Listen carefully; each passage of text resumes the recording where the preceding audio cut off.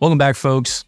It's Rex Petrey, your Virginia and West Virginia real estate agent. And now I know what you're thinking. Rex, how could you possibly have anything bad to say about the great state of Virginia? Well, listen up, because today we're going rogue. We're turning the tables, flipping the script. That's right. Today's video is all about the 10 reasons you might want to avoid living in Virginia. Now, don't get me wrong. I love the Old Dominion as much as the next guy, but let's be real. It's not all southern charm and mountain views. Virginia has its flaws just like any other state. So grab some popcorn and get ready to have your mind blown as I lay down some hard truths about living in Virginia. Reason number 1 to avoid Virginia, the traffic. Well, the terrible, horrible, no good, very bad traffic. Northern Virginia in particular is notorious for its congested highways and gridlock rush hour commutes. According to the 2021 Urban Mobility Report from Texas A&M Transportation Institute, the average driver in the Washington, D.C. metro area spends 102 hours per year delayed in traffic, costing each driver around $1,400 annually. And it's only getting worse. Population growth in Northern Virginia has led to rapidly increased traffic congestion over the past decade.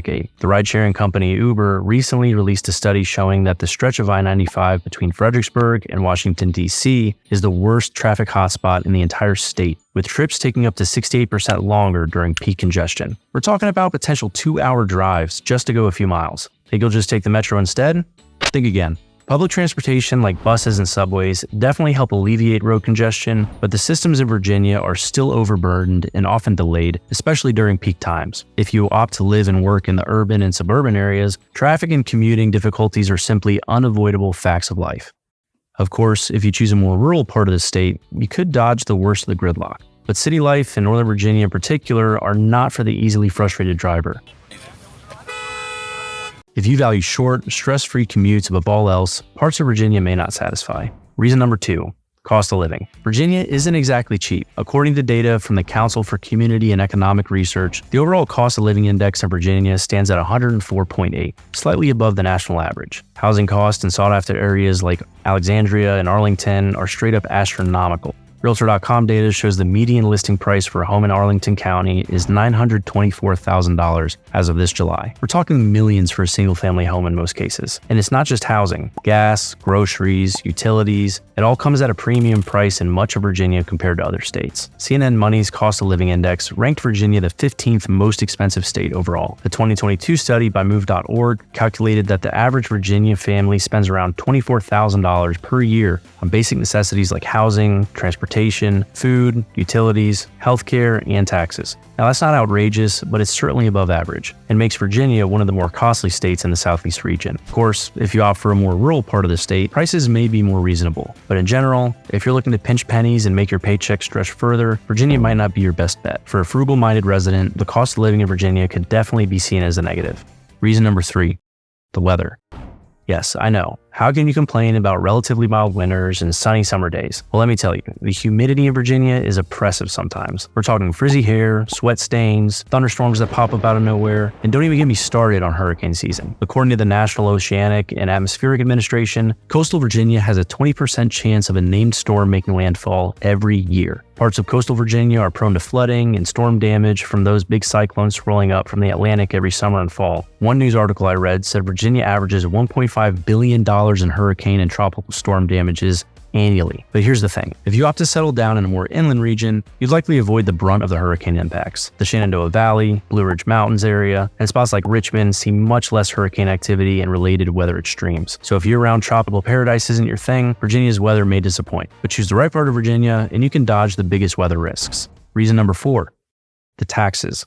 As we covered in another video, Virginia's tax rates aren't exactly a bargain. According to data from the Tax Foundation, Virginians faced a combined state and local tax burden of 9.4% of their income, which ranks 26th highest in the nation. The state income tax ranges from 2% to 5.75%, and Virginia also taxes on a 5.3% state sales tax plus local sales taxes. Property taxes here are steep as well compared to other states. The median annual property tax is $3,127, which ranks 8th highest. Add that that to Virginia's vehicle registration fees, which according to a study by Wallet Hub, are the highest in the entire country. On average, Virginia drivers pay $40 per year to register their vehicle, compared to a national average of just $26. On a more positive note, according to a recent U.S. News and World Report study, Virginia ranks number 4 in the country for the cheapest average car insurance costs, so it's not all bad. Overall, the various state and local taxes add up quickly for Virginia residents. While taxes do pay for many important services and infrastructure, there's no denying that the higher tax burden impacts take-home income. If you're looking to keep more of your hard-earned cash, Virginia is not the most tax-friendly location. Lower taxes in nearby states like West Virginia, Tennessee, or North Carolina could be a decisive factor for some.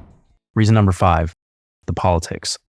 Virginia has been a swing state for a while now, with an interesting mix of urban progressive areas and more rural conservative ones. This can make for some compromising governance, but also leads to tensions at times. The divide between liberal cities like Richmond and Alexandria and more conservative rural counties seem to widen more each election cycle. Trying to find a middle ground on issues like gun control, reproductive rights, and racial justice remains an ongoing challenge. Currently, the Republican Party controls the offices of Governor, Secretary of State, and Attorney General. The Democratic Party controls the upper chamber, while the Republican Party controls the lower chamber of the state legislature. Additionally, the state's status as a presidential battleground floods residents with constant campaign ads and candidate visits every 4 years. Great if you love politics, not so much if you're sick of the spectacle. And congressional redistricting battles have led to accusations of aggressive gerrymandering on both sides of the aisle. If you like your local politics stable and low-key, the constant political frenzy of a swing state may grate on your nerves.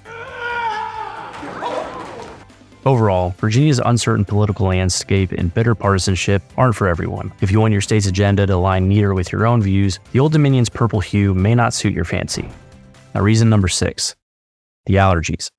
Virginia's warm, humid, subtropical climate makes for prime allergy and asthma conditions. Mold, pollen, ragweed, and other allergens thrive in the state nearly year-round. According to the Asthma and Allergy Foundation of America, Richmond ranks as the worst city overall in the entire country for allergy sufferers. The capital city experiences high pollen counts 200 days per year on average. And Central Virginia's Piedmont region surrounding Richmond came in as the 5th most challenging area in the U.S. for spring and fall allergies in their report. Many Virginians cope with the debilitating seasonal allergies in the spring, summer, and fall. Even winter brings issues for allergy-prone residents as colder weather drives mold growth indoors. Those sensitive to dust mites may also struggle in Virginia homes. Airborne allergens often peak on hot and dry days in the state. If you're prone to chronic sinus troubles, runny noses, itchy eyes, and other allergy woes, living in Virginia could make your symptoms much worse for a good portion of the year. Finding relief may require continuous medication use and avoidance of outdoor time during peak pollen seasons. For allergy sufferers, Virginia's environment poses a formidable challenge.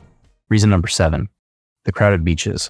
Virginia does boast some beautiful sandy Atlantic coast beaches, but good luck finding a quiet, peaceful spot during the peak tourist season. Popular public beaches like Virginia Beach, Sandbridge, and Chincoteague become absolutely jam-packed with visitors between Memorial Day and Labor Day. We're talking wall-to-wall crowds, bumper-to-bumper traffic just to reach the shore, packed boardwalks and long lines for food, drinks, bathrooms, you name it. For many, the prospect of battling massive throngs of people just isn't worth it to enjoy the beach itself. The overcrowding situation has dramatically worsened over the past decade as more vacationers discover Virginia's coastal gems. Local governments have struggled to keep up with the surging masses. Traffic control hardly makes a dent during the sunny months, and the limited parking fills up early, coaxing illegal parking situations that clog side streets and neighborhoods. If you crave seclusion by the seaside and don't want to fight the teeming masses for a patch of sand, crossing Virginia's beaches off your list in the summer may be the wise move. The crowds show no signs of abating, so finding serenity by the shore may mean looking elsewhere.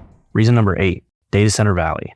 While it has brought significant employment opportunities, many locals are not too happy with how many data centers are popping up all over the state. I grew up in Sterling Park and also lived in Ashburn, and every time I drive through Nova, it amazes me how almost unrecognizable these areas have become compared to how they were when I was growing up. According to the Virginia Economic Development Partnership, Virginia hosts the largest data center market in the world. It is home to more than 35% of all known hyperscale data centers worldwide. Finding housing in the Northern Virginia area has already been difficult enough, and all these data centers that keep popping up definitely have an impact on how many homes can be built. This is a big contributor to why home prices have gone up so much. While researching this topic, it was tough to pinpoint an accurate estimate of the amount of land data centers currently occupy in Virginia. Some sources say 20,000 acres, while others say over 100,000, and there was an announcement in January that Amazon Web Services plans to spend $35 billion to establish several new data center campuses in Virginia. Chris Miller, president of the Piedmont Environmental Environmental Council called that level of investment by a single industry in just one state unprecedented. By his calculations, it could mean more than 1 million acres of land being given over to data centers, solar panels, and related uses. If anyone knows where to find a more accurate estimate of how much land is currently occupied by data centers, let us know in the comments below. Moving on to reason number 9, the rising crime. Like many states, Virginia has endured an uptick in crime over the past half-decade, especially in the urban locales. According to FBI data, Virginia's violent crime rate rose by nearly 20% between 2016 and 2020. Aggravated assaults and gun violence surged in cities statewide during the COVID-19 pandemic. Homicide rates jumped by unprecedented margins in Richmond, Norfolk, Newport News, and Hampton Roads from 2019 to 2021. Petty property crimes like car break-ins and shoplifting also ticked up across Virginia after previously falling for years. While Virginia's crime rate remains statistically lower than many other states, the trajectory concerns long-term residents. Local officials have scrambled to strengthen public safety through increased police spending, youth outreach programs, gun buybacks, and more. But meaningfully curbing the unsettling crime trends will likely take significant time and resources. If feeling insulated from crime influences your choice of where to settle down, Virginia may seem riskier than in years past. Reason number 10, the spotty internet access in parts of Virginia.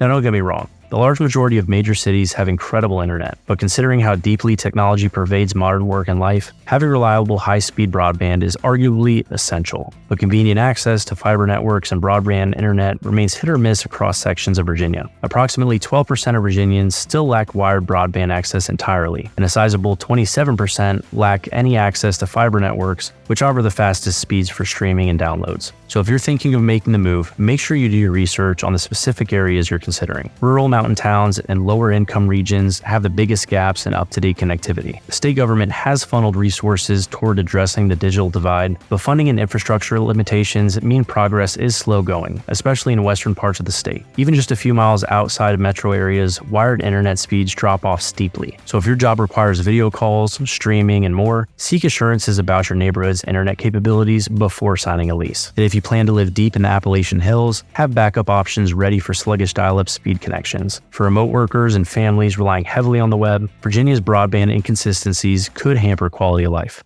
Well, there's my brutally honest take on reasons why Virginia isn't for everyone. Feel free to drop a comment if you agree, disagree, or have your own thoughts to share. Rex Petrey, signing off for now, and remember, for all your real estate needs in Virginia, West Virginia, or beyond, I'm your guy.